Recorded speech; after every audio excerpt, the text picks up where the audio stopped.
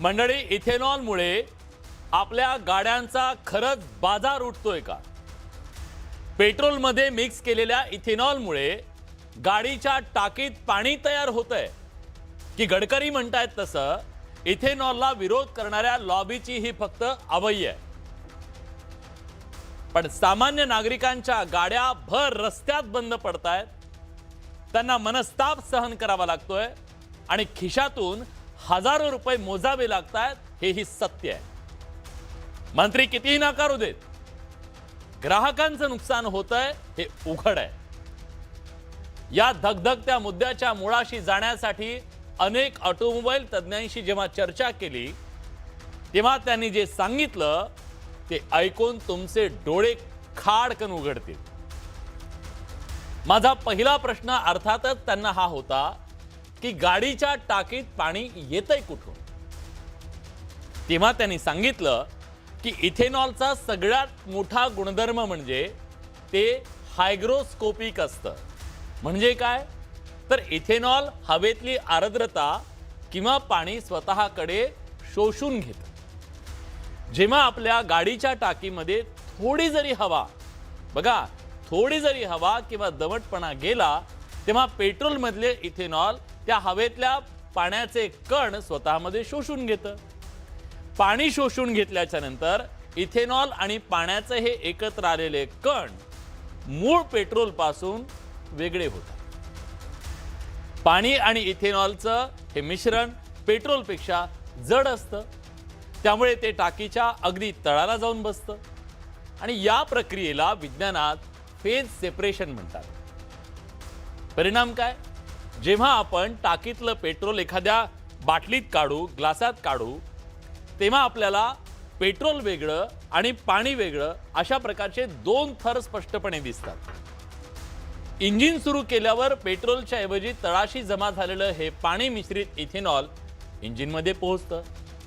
साहजिक आहे, पाण्यावर चालणारी गाडी अजून जगात तयार झालेली नाहीये, त्यामुळे गाडी चालू होत नाही. आपली चालू गाडी झटका देऊन बंद पडते किंवा मग इंजिन जाम होतं. आता सामान्य ग्राहकाला या तांत्रिक बाबी काहीच माहित नाहीये आणि हे सांगण्याची जबाबदारी कुणाची आहे? पेट्रोलियम कंपन्यांची आणि सरकारची आहे. पण दुर्दैवानं यावर कोणीही बोलायला तयार नाहीये. त्यामुळे पेट्रोलमध्ये इथेनॉल मिक्स करण्याच्या धोरणावर आता काही गंभीर सवाल उपस्थित केले जात आहेत. हे धोरण राबवण्याच्या आधी पायाभूत सुविधा सज्ज होत्या का हो? इथेनॉल धोरणाची अंमलबजावणी करताना पेट्रोल पंपांच्या जमिनीखालच्या टाक्या बदलल्या का हो? तिथं हवा किंवा पाणी जाणार नाही याची काळजी घेतली जाते का हो? देशातील कोणती वाहनं इथेनॉल मिश्रित इंधनासाठी सक्षम आहेत आणि जुन्या कोणत्या वाहनांना यापासून धोका आहे हे सरकारनं स्पष्ट केलं का हो? ग्राहकांना शुद्ध पेट्रोल आणि इथेनॉल मिश्रित पेट्रोल असे दोन पर्याय का दिले जात नाहीये? जर इथेनॉल हे पेट्रोलपेक्षा स्वस्त इंधन आहे तर मग ते पेट्रोलमध्ये मिसळल्यानंतर ग्राहकांसाठी पेट्रोलचे दर कमी का झालेले नाहीये? हे एक ना अनेक प्रश्न आज सामान्य नागरिकांच्या, ग्राहकांच्या मनात आहे. देशाचं परकीय चलन वाचलं पाहिजे, दुमत नाही. इंधनासाठी आपण आत्मनिर्भर झालं पाहिजे, दुमत नाही. आणि इथेनॉल विक्रीनं साखर कारखानदारांच्या सोबत आपल्या बळीराजाला सुद्धा दोन पैसे मिळाले पाहिजेत. या राष्ट्रीय हिताच्या गोष्टीला कोणाचा विरोध असण्याचं कारणच नाही. पण प्रश्न हा आहे की ग्राहकांच्या गाड्या खराब झाल्यावर होणाऱ्या मनस्तापाची आणि आर्थिक भुर्दंडाची जबाबदारी नक्की कोण घेणार आहे आणि ती जबाबदारी कुणाची आहे हे कळलं पाहिजे. म्हणूनच आज या मुद्द्याचा सखोल, शास्त्रीयरित्या, राजकारणाच्या पलीकडे जाऊन भविष्याच्या दृष्टीनं नीट मांडणी करत अभ्यास करणं आणि त्यावर चर्चा करणं गरजेचं आहे. म्हणून आपण आज ही चर्चा करतोय. पण त्याआधी बघूया हा रिपोर्ट.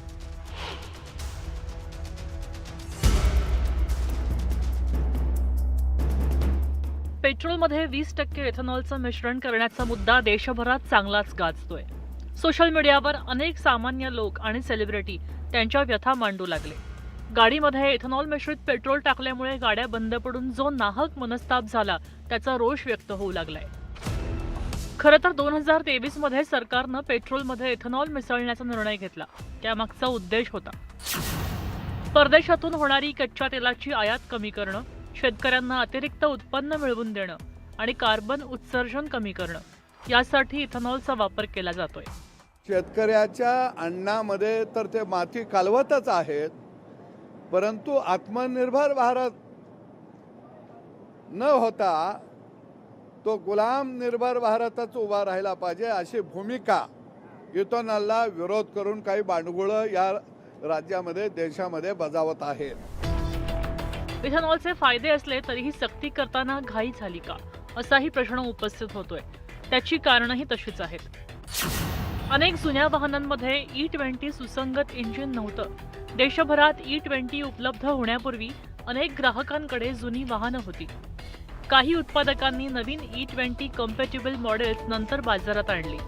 E20 कॉम्पॅटिबल मॉडेल्स नसल्यास रबर सील्स खराब होतात, फ्यूल पाईपवर परिणाम होऊ शकतो, इंजेक्टरमध्ये समस्या येऊ शकते. शिवाय इथेनॉल पाण्याच्या संपर्कात आल्यास रासायनिक प्रक्रिया होऊन ते स्वतःला पाण्यात बदलतं.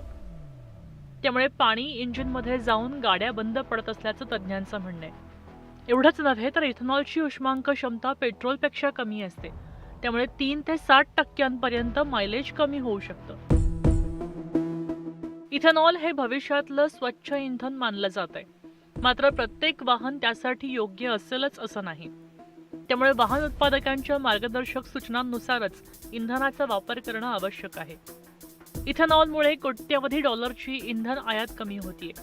पर्यावरणासाठी सुद्धा हे इंधन फायदेशीर ठरणार आहे.